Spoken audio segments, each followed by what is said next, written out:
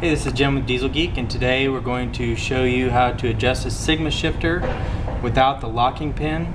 Sometimes you break off the locking pin if you have it locked, and then you try to tighten the bolt or do something else, or try to shift it with the locking pin in. So we're going to show you how to adjust the shifter without the locking pin. So the first step we're going to do is we're going to go inside the car, and we're going to pin the transmission with the 5mm pin. So the shifter's pinned. Then we're going to go back out in the engine bay. This is the simulated engine bay. And we're going to put the transmission in first gear. And how you do that is you push down about 1/2 inch, and then you rotate it counterclockwise. So it's down a little bit and then counterclockwise. This is first gear. So the next step is we're simulating the car, this being in the car.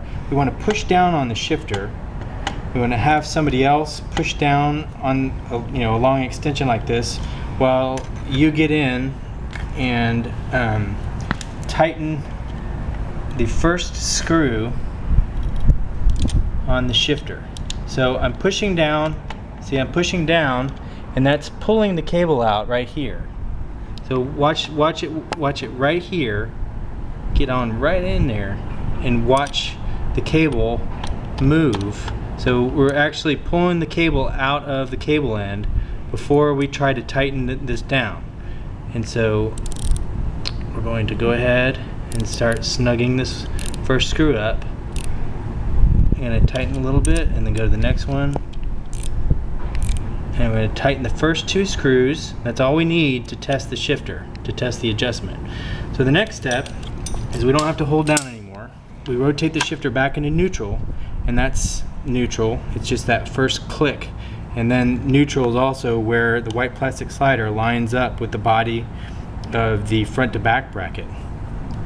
So on the Sigma shifter, we made the cable end the same exact length pretty much as the threads on the cable. So if you scooch right in here, you can see that it's right on the first thread. So you basically want all the threads inside the cable end. And once you're there,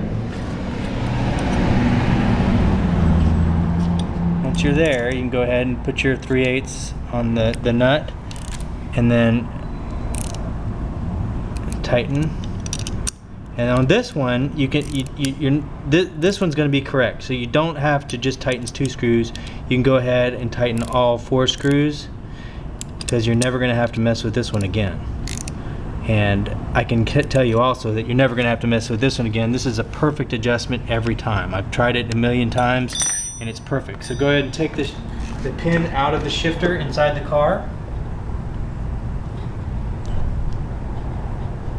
It's a nice tight fit.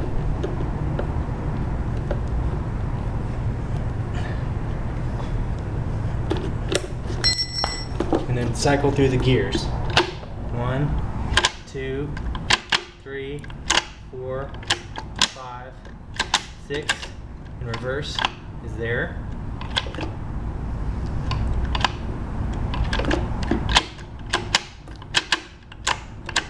So once you're satisfied that the shifter alignment is good, and this feels perfect to me, I've actually measured here, and it's a perfect shifter alignment.